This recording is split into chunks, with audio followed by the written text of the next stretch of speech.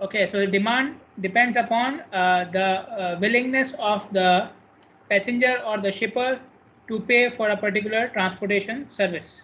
How much I'm willing to pay for a particular transportation service, and this will affect the demand. And we have done some numericals last week. Okay, change in prices, gasoline prices, fuel prices, fare, and so on. We have many examples. Okay, and so example is given here as well. When for business trips and holidays, airlines usually charge more than on weekend. Okay, because on weekends they want to attract more travelers. Okay, transit riders will decrease if the fares are increased. Okay, similarly, if you increase the gasoline, the fuel prices, then you may have slight decrease in traffic. Okay, so these are showing the relationship between demand and the willingness to pay. And supply is the term which describes the transportation facilities and the services which it is providing to the user, to the traveler. Okay, for example, if you are going from one city to another city, like they have given the example here, Atlanta to Chicago on a weekday, then supply will include the number of flights which are available, the price of the ticket. Okay, that is also part of supply. Travel time, which is a flight is providing you, and whether the flight is non-stop, direct, or it has a connection. So in this example, you can see supply is not only in terms of the number of flights or the number of seats. Okay, supply is also relevant to the service which is provided in that much cost. Okay, the service which you are providing in that much cost. So travel time, the connection of the flights, and so on. So these are part of the supply characteristics. Okay, these are part of the supply characteristics. Another example is the tunnel between New York and New Jersey. Obviously, I've taken these examples from the book, so they belong to USA. So in the if you are going by, obviously from the tunnel you will go by car. It's a very long tunnel. You can read about it on Google it, and so it's a long tunnel. It has a toll. It has a toll which you have to pay to go through the tunnel. So the cost to the user, okay, will be the toll which the user has to pay and the travel time. So this is also part of supply. Okay, so if you are talking about a highway, the toll and the travel time are both part of the supply. Okay, so this is something which we are learning about right now, that supply doesn't only mean the number of seats and the number of buses. Supply also means the service characteristics which you are providing, the travel time, the ticket price, the if there is any tax. Okay, so all these things are part of the supply system, because they are, you will charge that from the user. Okay, and obviously for economic prosperity, supply should be equal to demand. We already discussed it a number of times earlier, and we have seen it in the with the graph as well. Let me just check something. Okay, so let's say you want to calculate the cost, and we discussed it last week as well. In order to make the supply and demand more reasonable, you have to implement the tolls or taxes to the car user, so that he can realize the extra cost which he is causing to the system, the extra travel time and travel and delay and congestion, because he will only think in terms of the fuel cost, which is nothing. Okay, so that's why we have the toll. So the toll or the congestion price gives, you know, uh, the extra cost, or again, it's a supply characteristic. Toll is also a supply characteristic, which I showed you, like I said in the previous slide for the tunnel. So how much should be the toll? Okay, how much should be the toll? So for example, a truck makes a delivery to a warehouse located in the center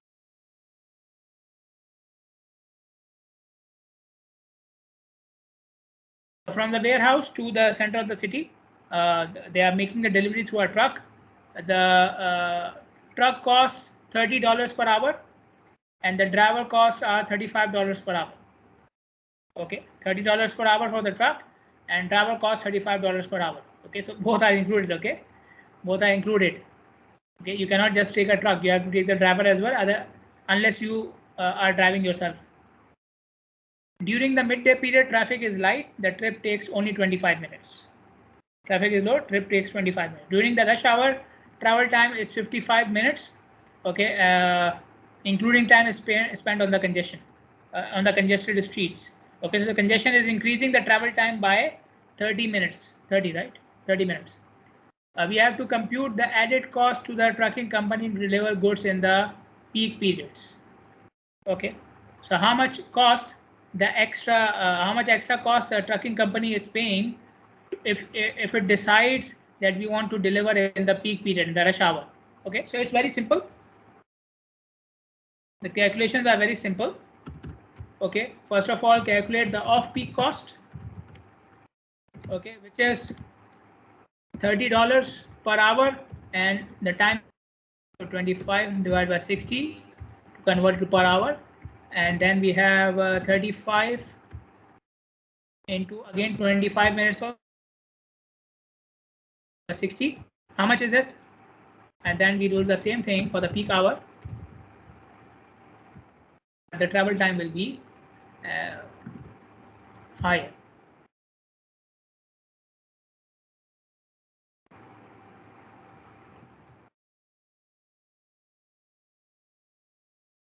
So give me both these costs now.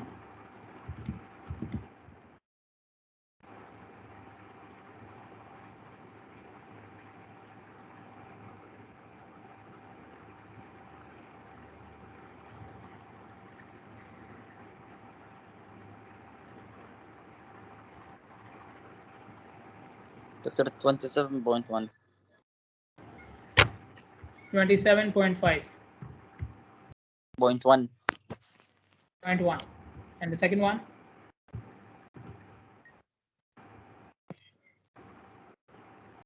59.5. 59.5. 1.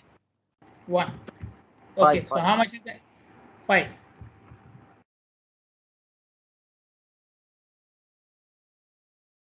How much is the extra cost?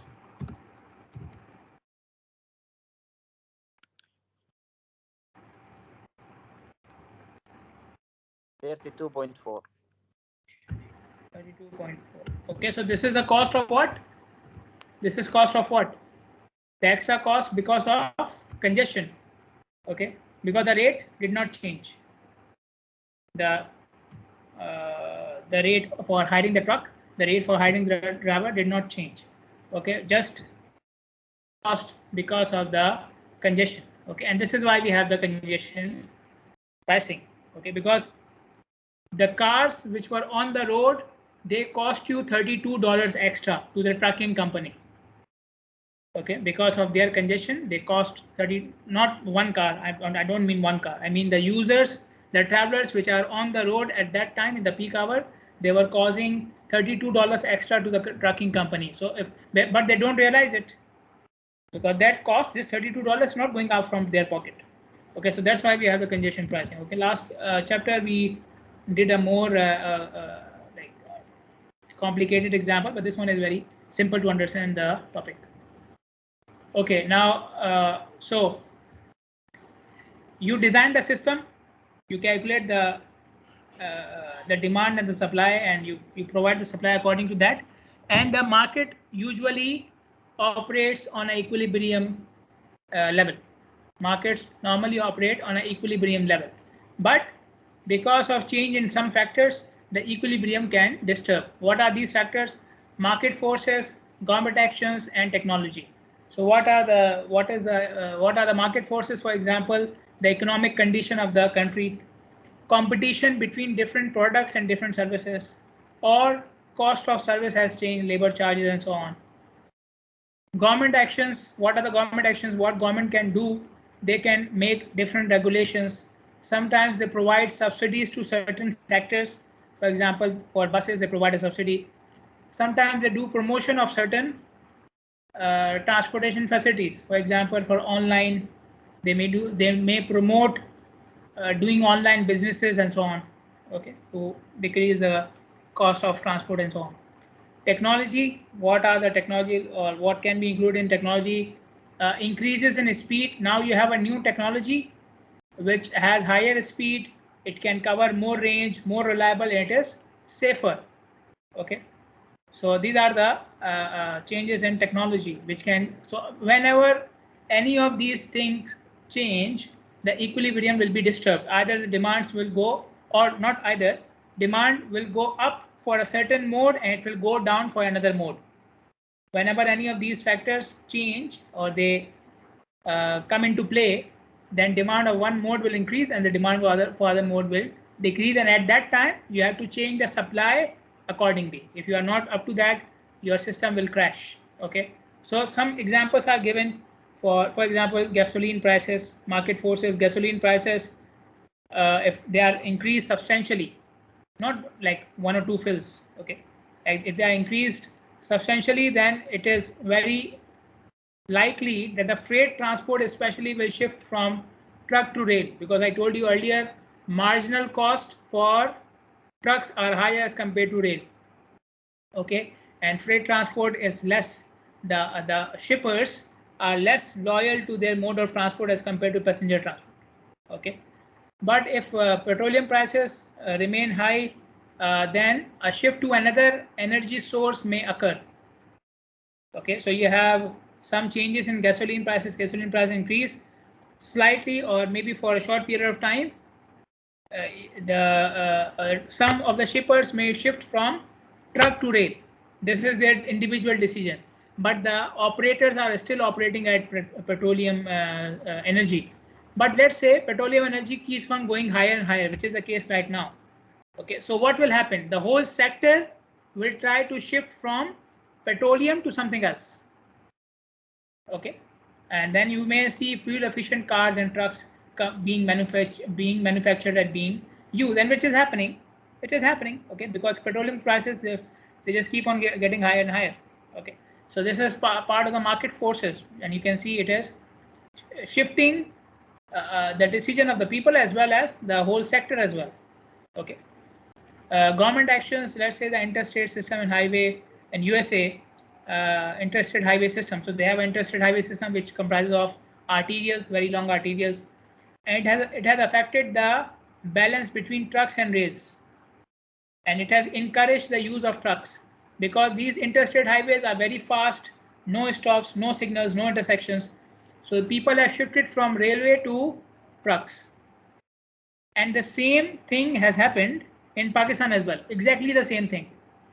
In 60s and 70s, the government made these beautiful highways, and still the same trend is going on. Now we are making highways with with the support of China. I think you may have heard about CPEC. Okay, it's a big project. But although it has some railway projects as well, but the main focus is on building new, improved highways. So when you have improved new highways, people start to shift from railways to trucks. It has happened in USA, it has happened in Pakistan. Okay, so this was why. Who was building these highways? The government. The government was doing what? They were promoting the highway mode. They did the promotion by lieu of their action, in lieu of their action. Okay, or by the via their action. Okay, they changed the preference of the people by promoting the highway mode by building new highways. Okay, so it also encouraged long distance travel by auto as well. So the auto industry, the bus in the truck industry, it flourished, and public transportation modes and railway, they suffered. Okay, so it decreased the mode choice for railways and buses. Okay, and what can be the other way around? That the government provides bus routes which are for passing through good strategic locations. Okay, shopping centers and these things, are important locations, and they can manage the access of these areas. Okay, maybe remove some signals, make some more lanes, so that people can travel by buses and the rails to these areas as well, the strategic locations where people are going by car right now. Okay, so then you can see the impact of government action both ways, how it can affect it, people to go from bus and rail to car and truck, and how it can affect to go people from car to back to buses.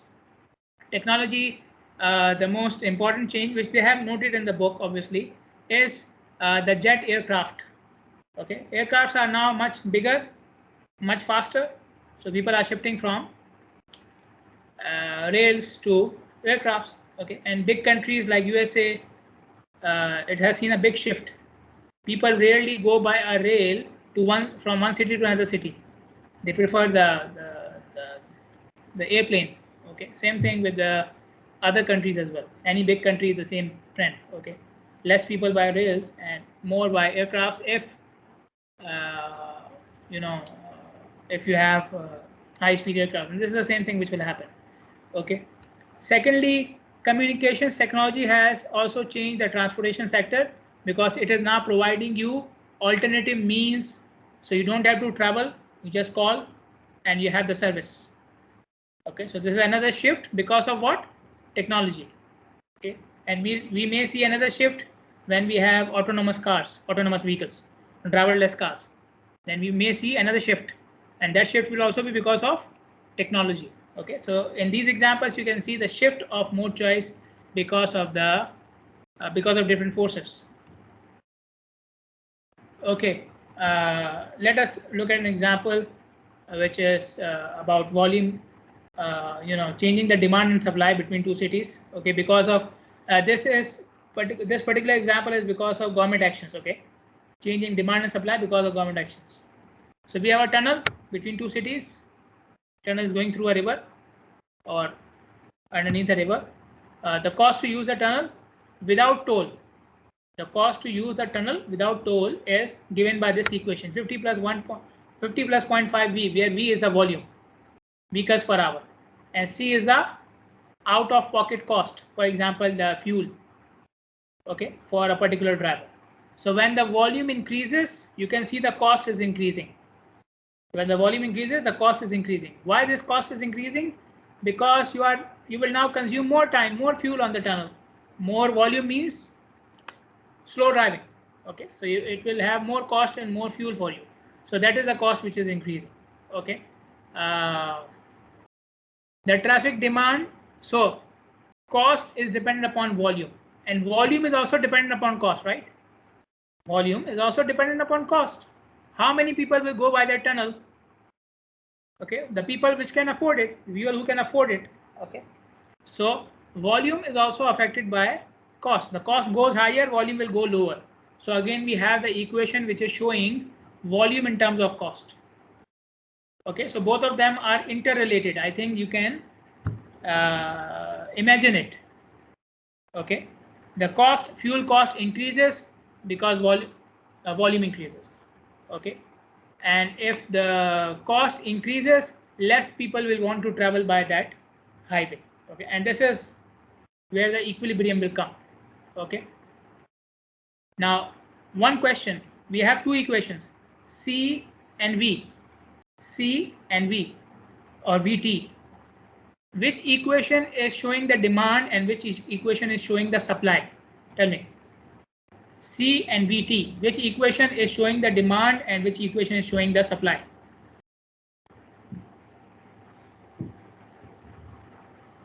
Tell me.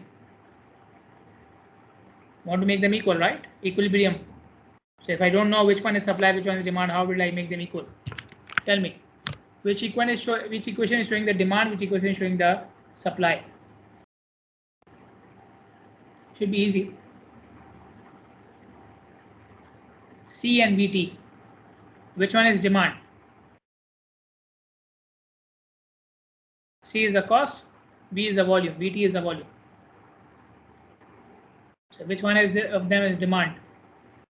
Come on. Guess something. Doctor, demand is volume, VT. Demand is volume. Yeah, demand is volume. Very easy. Okay, it should be obvious. Demand is volume. And as I said earlier, supply includes the cost as well. Supply includes the cost as well. So C is supply, part of the supply. Okay, so what we have to do, determine volume without a toll. Volume without a toll. If there's no toll, how much volume are you expecting on the bridge, on the tunnel? I think they should say tunnel. Yeah, I think there's a misprinting. It should be tunnel.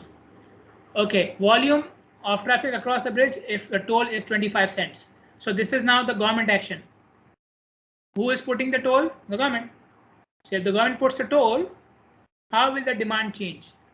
Volume change. Okay, so again, shift in equilibrium. So A is equilibrium without toll. B is equilibrium with toll. So equilibrium as a result of government action. Okay, and the third is toll charge that would yield the highest revenue. Now I want to put the toll, but not 25 cents anything. This will, which will give me the highest revenue, and what will be the demand at that much revenue, the V, the volume. Okay, so let us again go part by part. First of all, the current volume. Okay, I have two equations. I will solve them to find out the value of volume. Okay, so we C as 50 plus 0.5 V, where V is what? 2500 minus 10 C. I know the value of V. Okay, at equilibrium, the V in the C equation and the VT should be equal. This will be equilibrium, right? This will be equilibrium. Then when this V is equal to the demand, supply equals to demand, this will be equilibrium. Okay, so V is the number of vehicles that can use, and VT is the number of vehicles that will use, so they should be equal. Okay, so I can put this V equal to this V, then I will have equation of VT here, 2500 minus 10 C.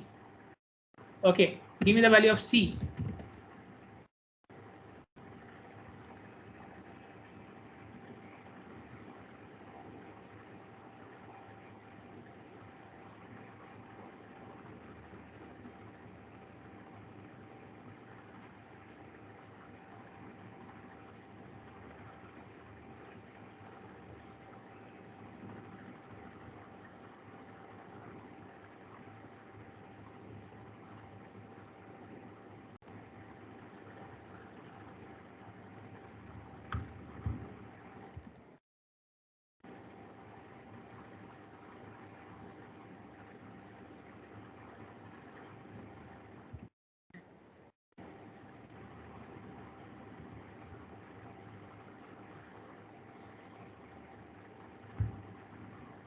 So C is in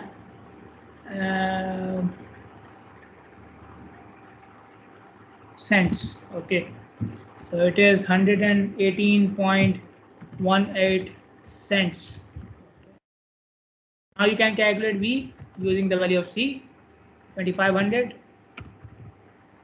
minus 10 into 118.18, which is how much?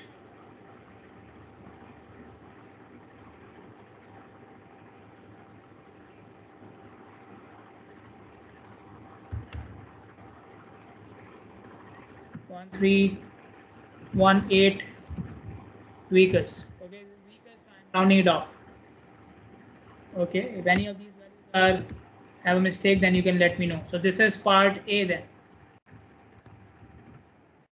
This is part A. For part B, they are saying now add a toll. Now where would I add the toll? Toll will be added to the C equation. Okay, toll will be part of the supply, right? Toll will be part of the cost. Okay, so toll will be added here. So I will add 25 here in this equation.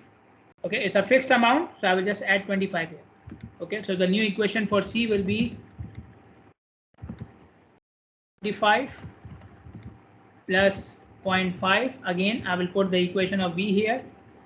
Okay, because again I have to do the same thing. I have to recalculate the value of V, the equilibrium volume. Okay, so 2500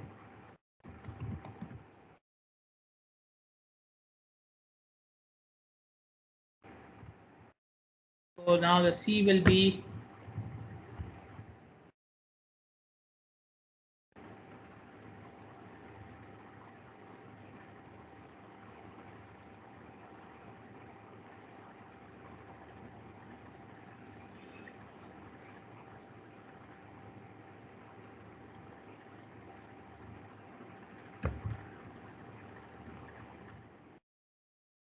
120.45 cents.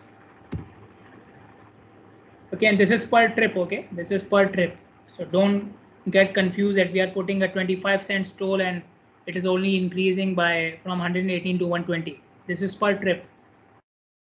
Okay, so the cost of the volume, because the volume is decreasing, then the volume then decrease, so the travel cost will decrease. Okay, when you will put the toll, there will be less volume on the cost, there will be less volume in the tunnel, so the other cost, this 118 will decrease. So although you are adding 25 cents, but the cost of one trip will not increase by 25 cents. Okay, because the actual volume on the tunnel will decrease, so the cost which was part of this 118, the fuel and everything, it will decrease also. Okay, so the actual increase in cost for the driver is only around 2 cents. Okay, then if I calculate this value, 10,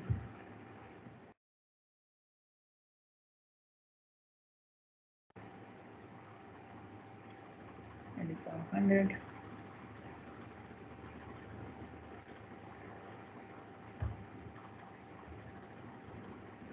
1296. Okay, from 1300 now it has gone to 1296 vehicles. Okay, now part C is in part C, now we have to find out the toll which will give maximum revenue. Okay, so let me write the equation for C first. The original equation for C, okay, which was 50 minus 0.5 V. Okay, now in this equation I have to find out the toll, let's say X. Okay, so I have to find out the value of X. What is X? The extra toll which I have to charge. Okay, because like I did here, it was 50, right? It was initially 50. I added 25 cents of toll, it became 25. Oh, sorry, 75. Okay, so now they are asking me how much should I add to get the maximum revenue. Okay, so this is the actual equation for C, and the actual equation for V is again this. Okay, now what is revenue? Revenue is C into V.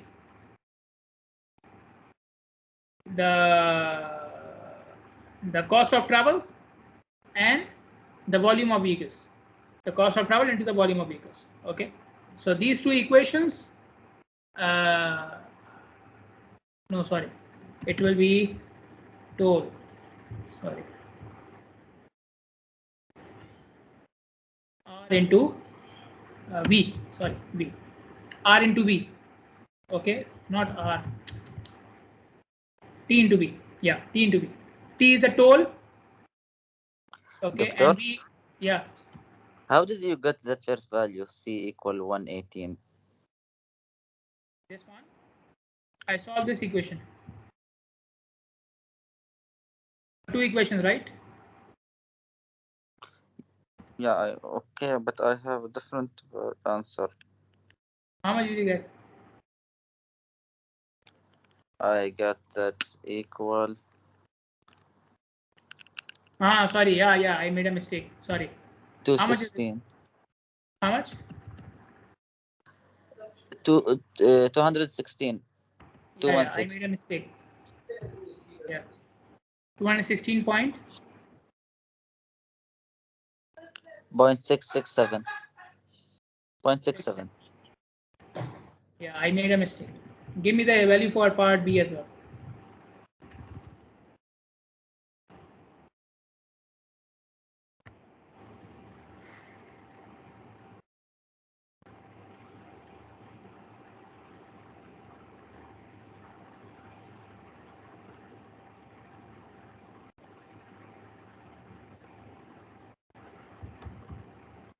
Three 333.33.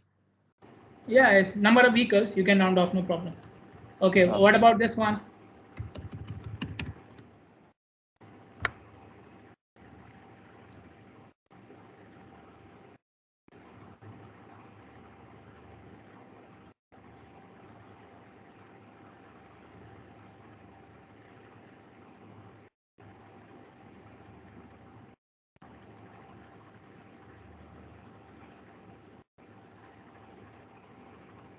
Is it 220? Yeah, 220.8. Okay. This one will be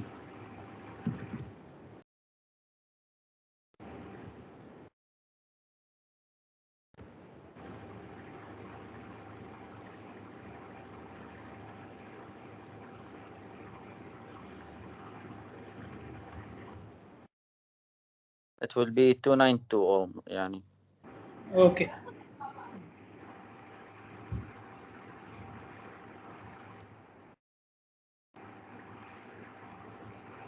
Okay, just let me check something here. The toll charge that would yield the highest revenue in the relative. Okay, fine. Okay, so revenue is T into V. Okay, and I will put the equation of V. I will put the equation of C here. Okay, so V can be in terms of X. Okay, then V can be in terms of X. So instead of using C here, I will use the equation of C. Okay, so V equals 2500 minus 10 into 50 minus 0.5 V plus X. Okay, and if I open the bracket, it will be 2500 minus 500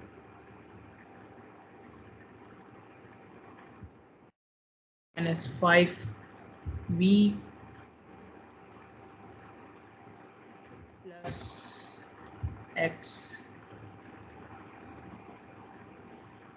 Okay, and 10x, doctor. 10x, yeah, 10x. Okay, and then if you further simplify it, so it will be 2000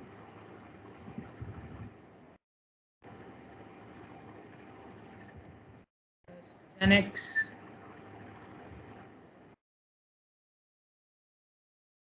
will be 6V, right? 6V equals 2000 plus 10x.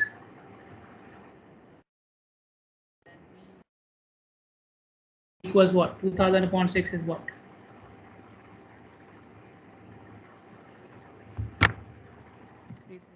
333.33. 10 divided by 6, 1.67 x.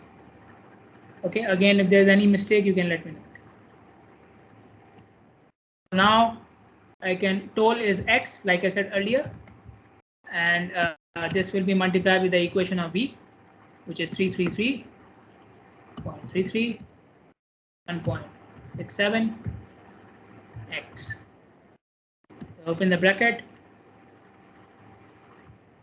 R equals 333.33 x 1.67 x square. Now I want maximum revenue. It's a second degree equation. I want to find out the maximum. Anybody has an idea what to do? I want to find out maximum revenue, and it's a second degree equation. What should I do? Yeah, so say derivative. Derivative. Okay, I take the derivative. So dr divided by dx. So it will be 333.33 into 1.67 x, right? And this should be equal to what? 0. Maximum revenue. 333. Yeah. This should be equal to 0. 0. Yeah. Okay, I heard a z, then somebody stopped. Okay, 0. So x equals to what?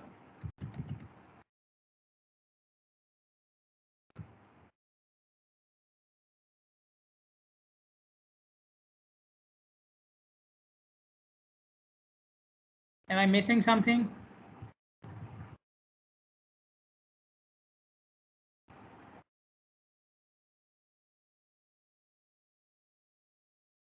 Yeah, it should. This should be minus 10, right? Minus 10x, right?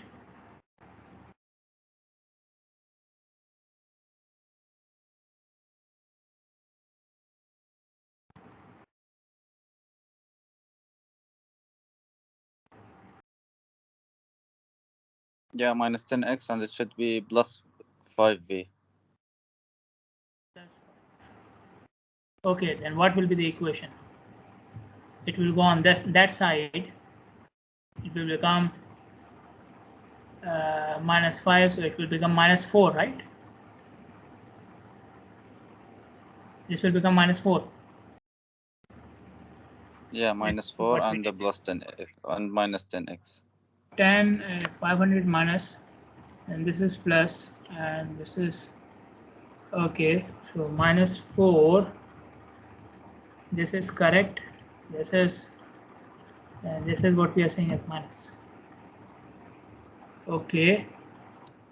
What does it become? This one, 2000 upon 4. I think minus 500. Minus 500. Yep.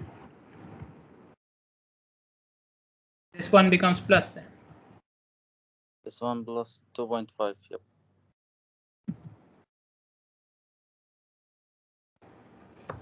Okay.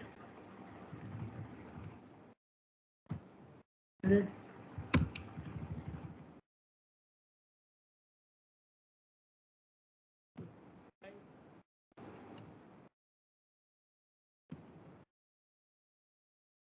$500.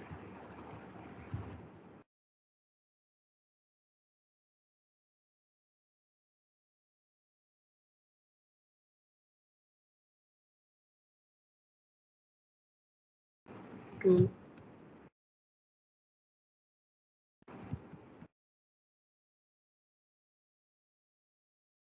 okay, now 500 divided by 5, right? We'll give it 10. No, sorry, 100.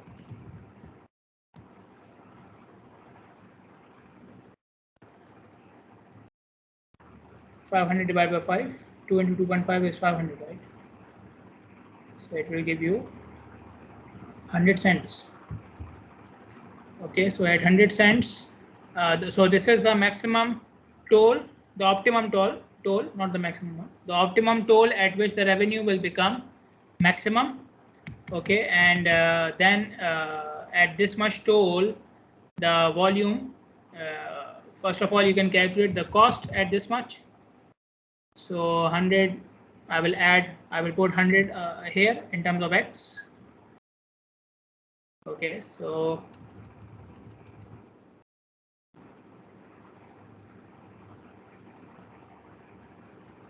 but I need what? Yeah. So again, I need to solve both the equations. So this one will be 150, okay, minus 0.5 into V. The equation of V is same, 2500 minus 10 C is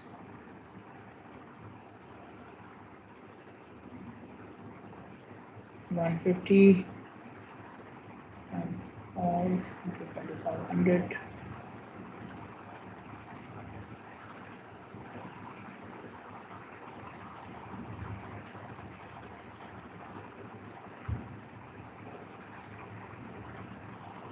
They make a mistake somewhere. 0.5 into V, okay. V is 2500 minus 10C, okay. Oh, sorry. No, I was doing the same thing earlier.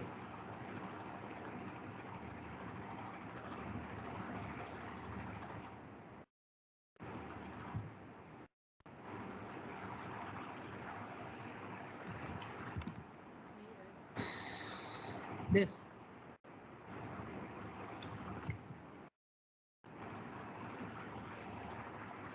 $150 plus 0.5 into 2500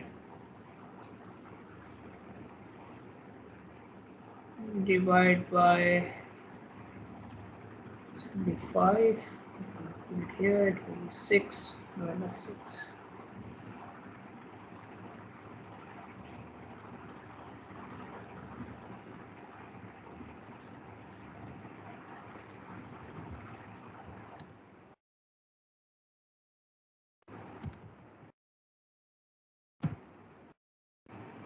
Okay, will be volume 2500 minus 10.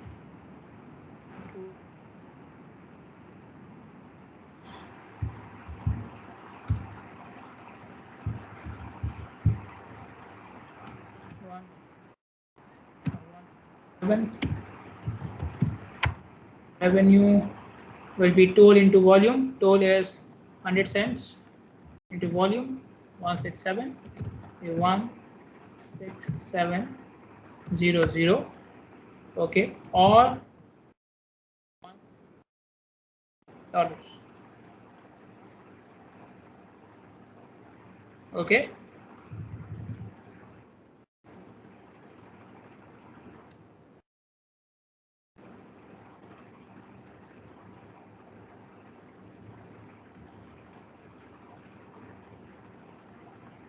Any questions, any problem with the calculation? Let me know. Clear? Everything is clear?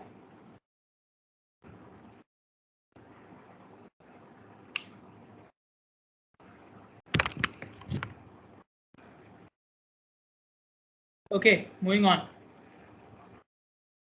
Then we have the elasticity of demand. Okay, we have discussed it earlier, which is V2 minus V1. Okay, the new volume and the previous volume divided by the previous volume upon the cost. Okay, C2 minus C1 upon C1. Okay, so V2 minus V1 is delta V, and C2 minus C1 is delta C. Okay, and again we are dividing by V1 because we want the percentage change. Okay, so percentage change in volume divided by percentage in change in cost. So instead of writing it like this, you can write it like this: initial cost upon initial volume. Okay, cost was here, and the denominator it will go up. Volume was here, and the denominator it will go down. C1 upon V1 into difference of volume upon into difference of cost. Okay, so we did it earlier as well, last week as well. Now let us see the effect of market forces on the equilibrium. Okay, now this will show the effect of market forces on the equilibrium. Studies have shown that for certain trip purposes, increase in rail load fares of 1% will result in 0.3% reduction in rail passengers.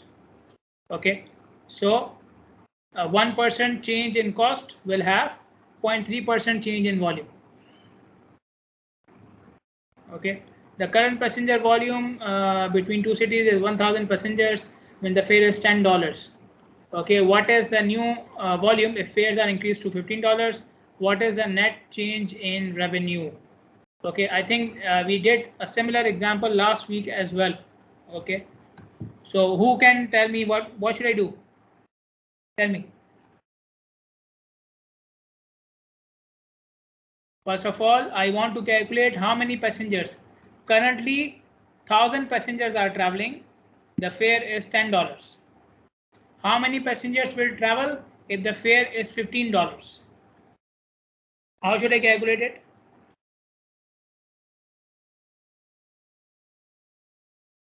And I have 1% change, 0.3% change in passengers for 1% increase in fare. What should I do? Tell me.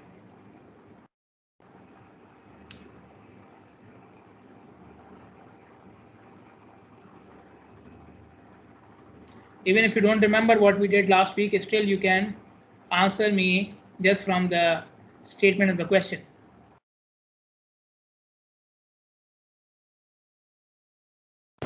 Doctor, $5 change will make 5% change in. Why 5%? 0.3 into what?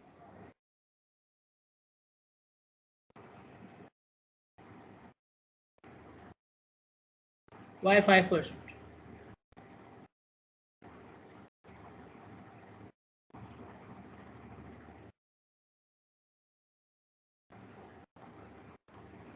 First of all, we need to calculate how much percentage of fare we are increasing. The percentage of fare you are increasing. Okay, so earlier fare was $10. Okay, the percentage increase in fare 15 minus 10 by 10. How much? 5 on 10, right? 50%. Yep. 50% increase in fare. Okay. For every 1% increase, 0.3% decrease in passengers. For every 1% increase in fare, 0.3% decrease in passengers. Okay. So for 50% increase, we'll have 0.3 into 50%, right?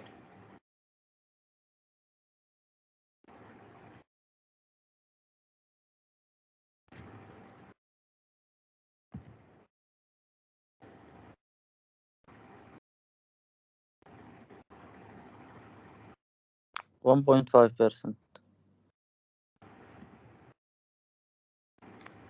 No, I guess 1.5%.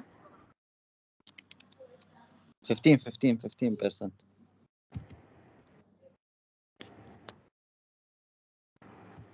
Divide by 100, right?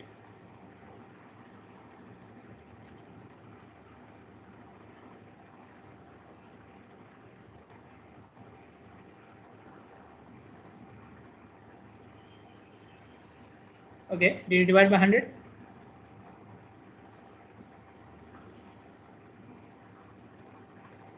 So 0.3 was in percentage, right? 0.3 was in percentage. Yeah. And then you multiply by 50, right? Doctor, it's like interpolation. Should be putting Yeah. 1 over 0.33 equal 50 over x or Yeah, something like this. Yeah. 0.003. 0.3%, right? So 0.003.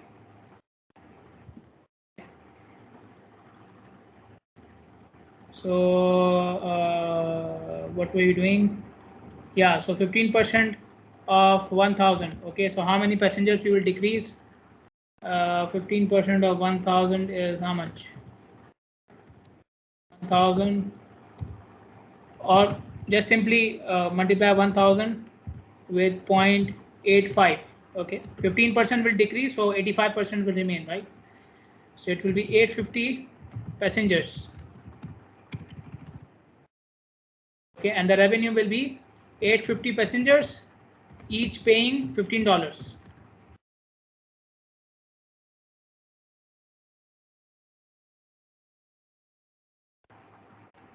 So it will be $12,750.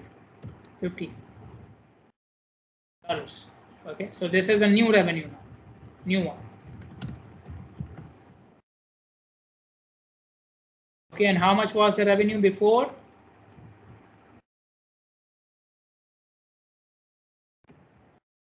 It was $10 for 1,000 passengers. So it was $10,000, right? Okay, so with the increase in fare, you have increased the revenue by 2,750.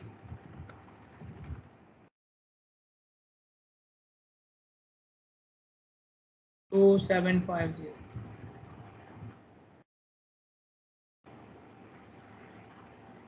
Okay, any questions, any problems?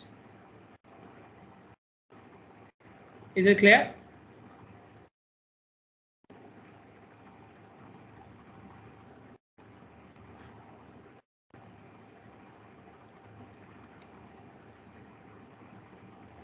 Everything is clear?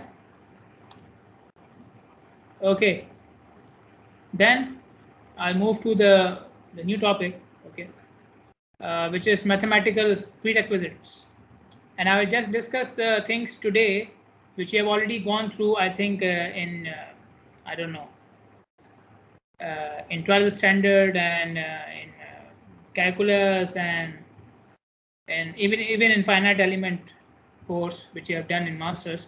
You must have gone through these things. Okay, so I will only discuss those things today, and in the next lecture we will discuss something which are related to economics and so on. Okay, but why are we discussing them? I will point it out during the lecture as well, during the topic as well. But we are discussing them because they are important when you will be solving or making your models for the planning purposes.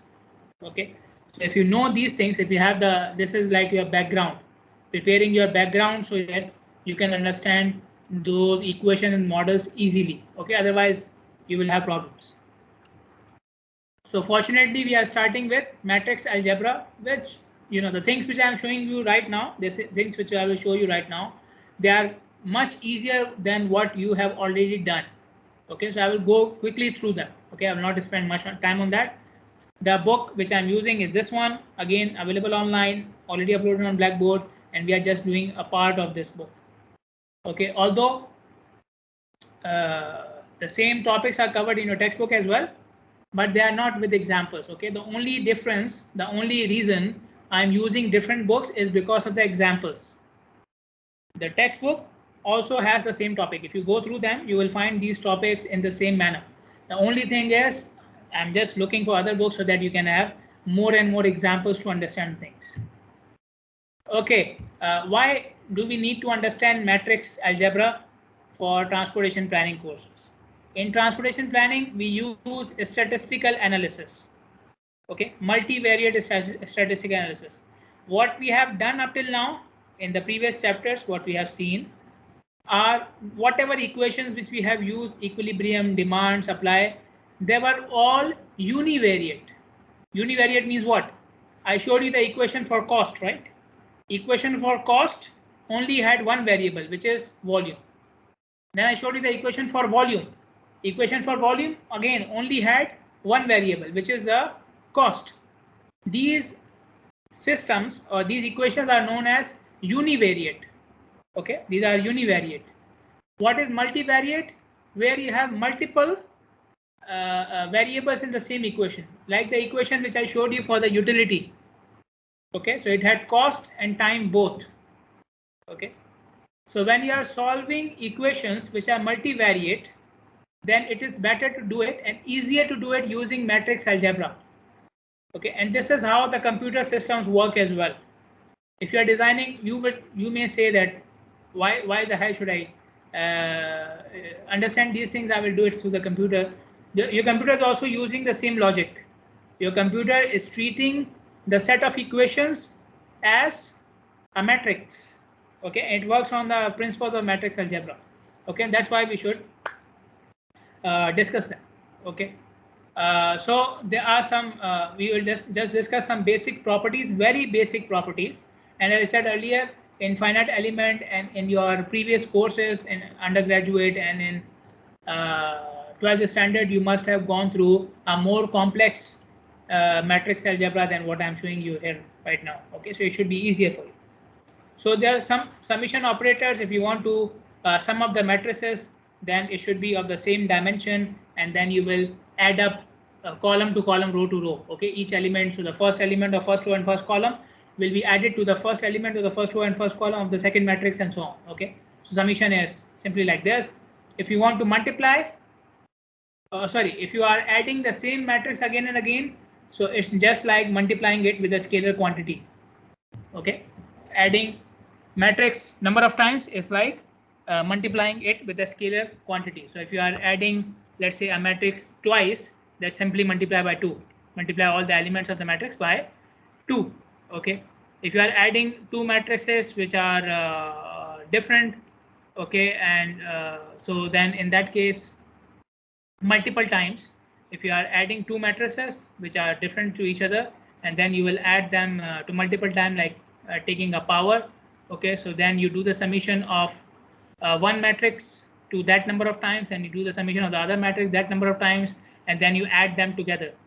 Okay, so take the summation of each matrix to the same number of times for which you need the power, and then you add them together. So if, for example, I want to add these two twice, okay, so x plus y done twice, then it will be done x added twice, then y added twice, then you add them together.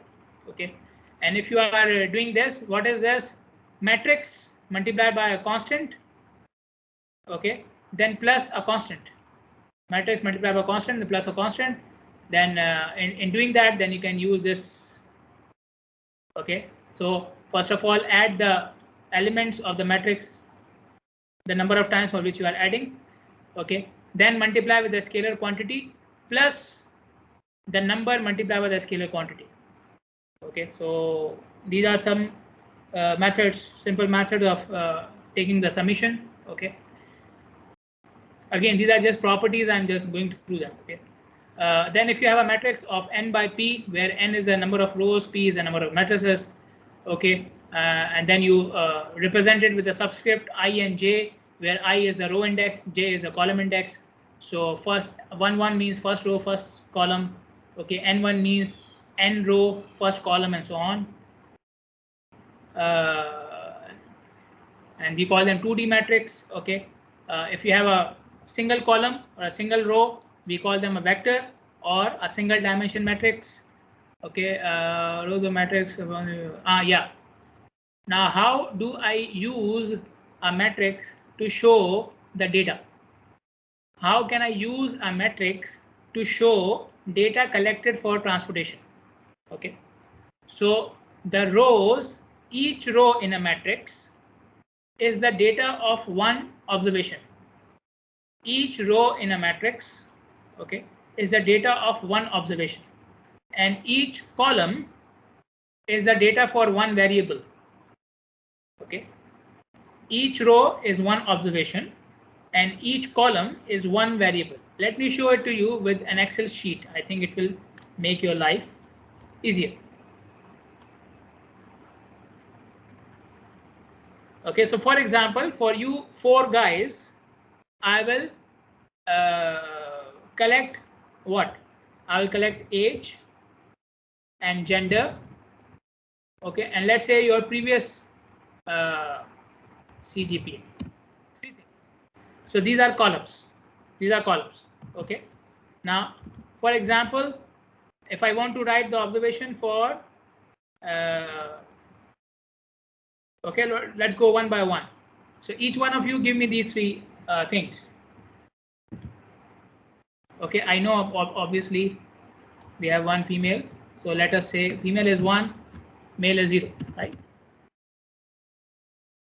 So Safa, again, if you don't want to say it, or let me just use some imaginary numbers. Okay, so let's say 28, okay, 29, 30. They can repeat as well. Okay, they can repeat as well. Each number doesn't have to be a unique number. Okay, and then we have CGPA, which can be, let's say, 3.9. Okay, I'm just thinking. Okay, so don't be offended. I'm just imagining it.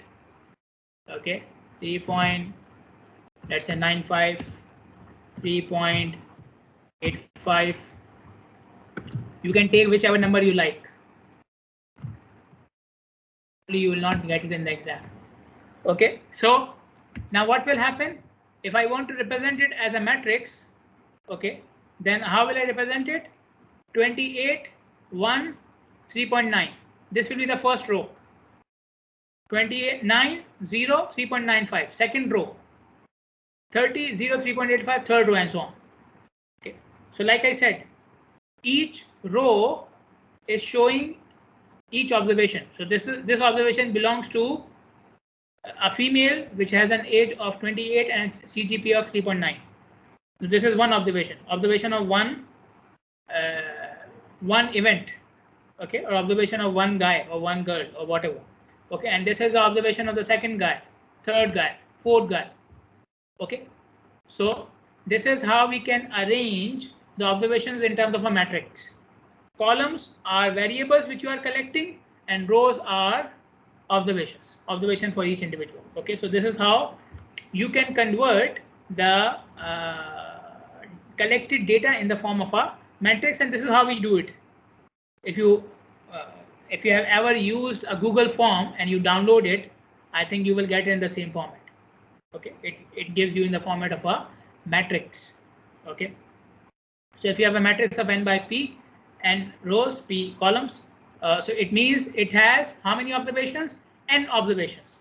So I have collected data from n individuals. So 50 rows means 50 individuals, and so on. And for each individual, I have measured P values, P characteristics, or P attributes. Okay. So in this case, the case which I showed in the Excel sheet, I have collected 3 attributes for each person. So P is 3, number of columns is 3. Okay. Then we have a square matrix. A square matrix means that rows equals to column. Okay. Transpose of a matrix is represented with AT or A dash. So in transpose, what you do, you you reverse the orientation, right? You reverse the orientation. So rows become columns and column becomes rows. Okay, so you can see it here, the transpose. Okay, so it was A11, A21, A31. Okay, so it became like this, A11, A21, A31. So the column became, the first column became the first row, second column became the second row, and so on and so forth. Okay, this is how you do the transpose. It can be shown as A with a superscript T or A dash. Like I said in the last slide, addition of matrices can only be for matrices which are of the same dimension. So if you are adding 2 matrices, their number of rows and number of columns should be equal to each other, not a square matrix. I'm not talking about square matrix. I'm saying N1 should be equal to N2 and P1 should be equal to P2.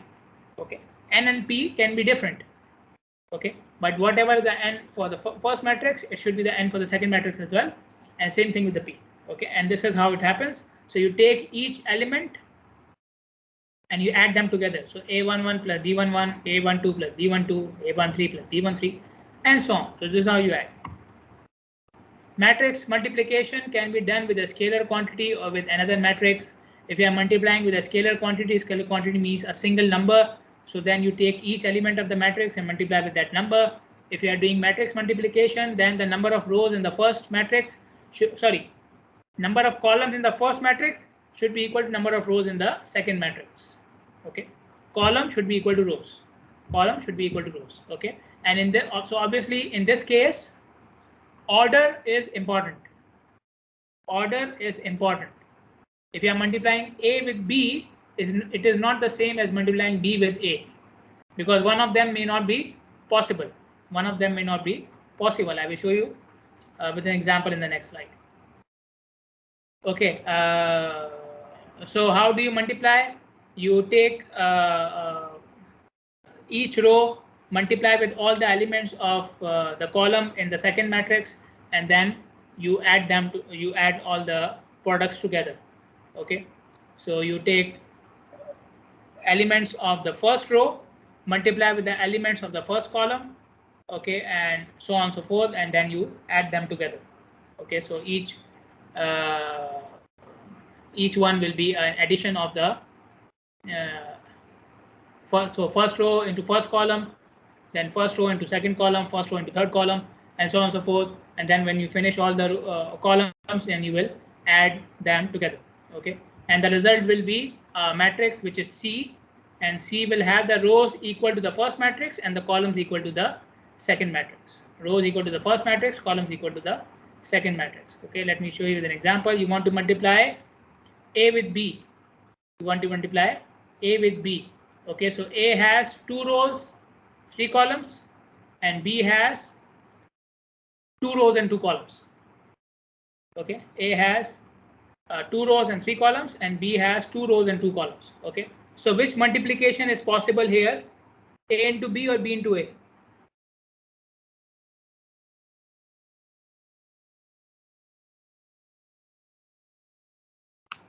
Which multiplication is possible here? Can I do A into B? AB? Can I calculate A into B?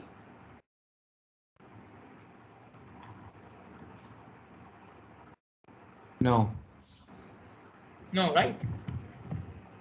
The inner dimension must be equal. Yeah, the inner dimension. Yeah, I was searching for this word actually. This is how I remember it. Yeah, in the inner dimension. Yeah, should be equal. So a inner dimension is M, and this one. Okay, so this is 2 into 3 and this is 2 into 2, so they are not equal. Okay, 2 into the number of columns is 3 here and the number of rows here is 2, so they are not equal. So I cannot do this multiplication, but I can do the other way around, because then you will have, if I do B into A, then B has 2 columns and A has 2 rows. So then they are equal. Okay, so A into B not possible, B into A possible. Okay, then if you want to calculate the product, I will just show you with an example. Okay, maybe you don't need it, just for the sake of revision. Okay, so like I said, first row into first column, then first row into second column, first row into third column. Okay, so first row into first column will be 5 into 4 plus 3, minus 3 into 5. So 5 into 4 is 20, 3 into 5 is 15, 5. So this is C11.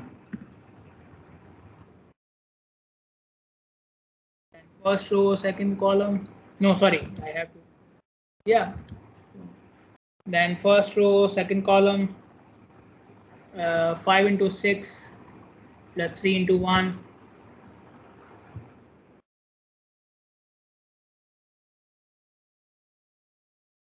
5 into 6 is 30.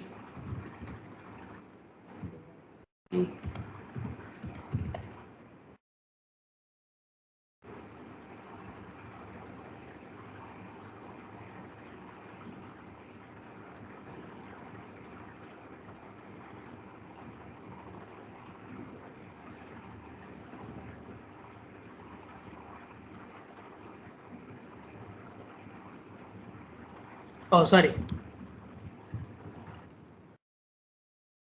Minus, did I do the first one correctly?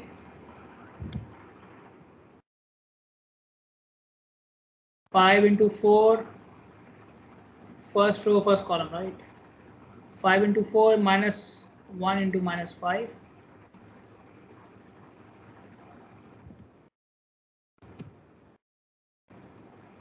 Five into 4 is 20.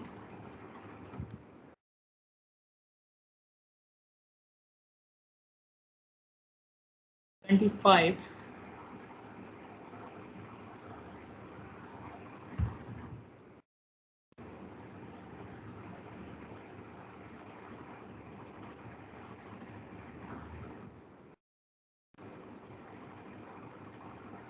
Then first row, second column, 5 into 6, 30, minus 1, 29, yeah.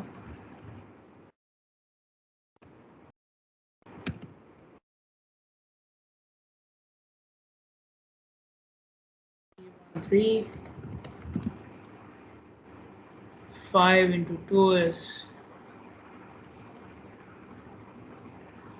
5 to the 10, and then we have minus 5.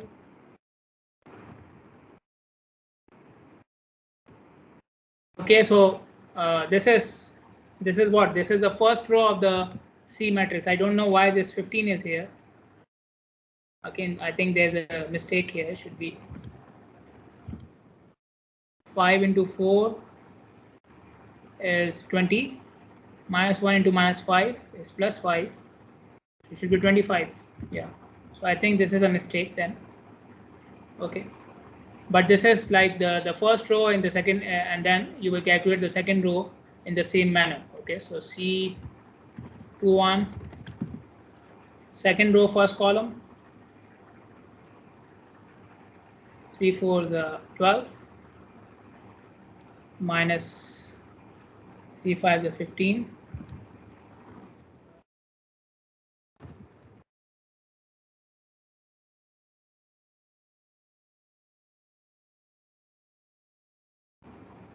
Second row, second column, 3 6 3 6 the 18 plus 3 1 the 3, 21. Okay.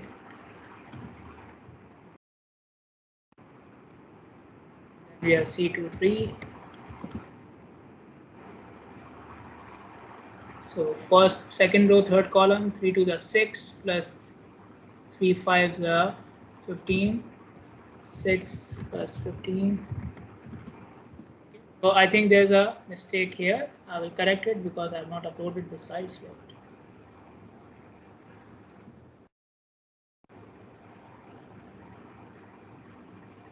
So this is a mistake in the book. Okay. Then we have linear dependence and ranking. Okay, and this is again a very important concept for transportation planners. Okay, if one column of a matrix is a linear multiplier of the other column, then we call it linearly dependent. These columns are linearly dependent. For example, second and third column here, second and third column here. So if I multiply the second column with 5 upon 4, I will get the third column. If you multiply the second column here in this matrix, if you multiply the second column here with 5 upon 4, you will get the third column, or vice versa. Okay. So column 2 and column 3 are linearly dependent upon each other. Column 2 and column 3 are linearly dependent upon each other. Okay. And so for example, if you can find a set of values, okay, if you can find a set of values that if you multiply each column with a value, and then if you add all the values of a row together, you get 0, then the rows are linearly dependent. The rows are linearly dependent. Okay. So what is C1, C2, C3? These are the columns. First column, second column, third column, fourth column. And what are the lambdas? Lambdas are the values. Okay. So if you have a set of values and multiplying the columns with these values and then adding them together gives you an answer 0. So if you have a possible set of lambdas wherein if you multiply the values with each column and then you add them together, the answer becomes 0. Then this shows that at least 2 rows are linearly dependent. At least 2 rows are linearly dependent. Okay, because now we are talking about the summation. Okay, because the summation of the complete matrix was 0, so then we are saying 2 rows are linearly dependent upon each other. Okay, and obviously if I make lambda 1, lambda 2 up to lambda m equal to 0, if all lambdas are 0, if all lambdas are 0, that will be 0, right? The whole equation will become 0.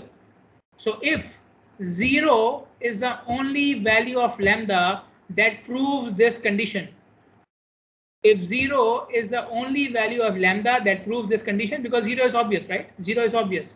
For any multiplication, 0 will give you 0. Okay. So if 0 is the only values of lambda that are fulfilling this condition, then that means this matrix is linearly independent. Linearly independent. Okay. So what is a rank? Rank is the number of columns which are linearly independent. Okay. Number of columns which are linearly independent. So for this example, we know 2 columns are dependent upon each other. So the remaining 3 are not dependent upon each other. So column 1, 2 and 3, 1, 2 and 4 not dependent upon each other. Column 1, 3 and 4 not dependent upon each other. Okay, so at least there are 3 columns which are not linearly dependent upon each other. So that will be the rank. Okay, so if 2 columns are dependent upon each other, that means one of them has to be taken out. So the remaining number of columns will be the rank. Okay, so if 2 columns are dependent upon each other, so if you take one of them out, so the remaining will be the rank. If 3 columns are dependent upon each other, then you have to take 2 of them out to have the remaining as a rank. Okay, so rank is the number of columns which are linearly independent or which are not dependent upon each other. That is known as a rank. Okay, and if all columns are linearly independent, then the rank will be equal to the number of columns. If all columns are independent of each other, meaning the matrix is linearly independent totally, then the rank is known to be full rank. Full rank meaning what? All columns are independent of each other.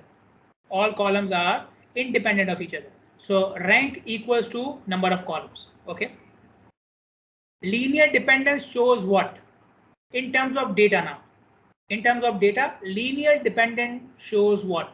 Linear dependent shows that there are two attributes in your matrix. Remember, I compared the matrix with the attributes of the data. So there are two attributes in the data which are basically showing the same thing with the difference of a constant. They're showing the same thing with the difference of a constant. For example, let me go back to this data, the data which I was writing. Okay, let's say I put age here. Okay, and then I put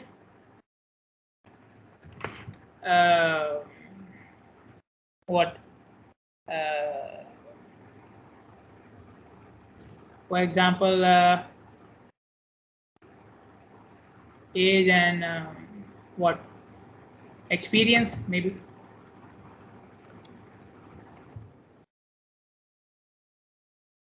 So age and experience, for example. Okay. Now, your experience is dependent upon your age, right? Your experience is dependent upon your age. Okay. So if I know your age, then I can have a rough idea about your experience. Okay. So the person who has the least age will have the least experience as well. So for example, they are going like this, 4, 5. Okay. I want a multiple, so 4, and this one will be 4 point, let's say 1. This is 4.2. This is 4.3. Okay, so as age is increasing, the experience is increasing by the same amount. For every increase in age, I have 0.1 increase in the experience. Okay, so that means what? These two variables are dependent upon each other.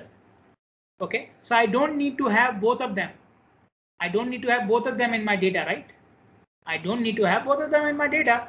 If I know the age, I can know the experience. Why should I keep both of them? Okay, so this is like that. If I know the number of years for which you have studied, I know your credit hours.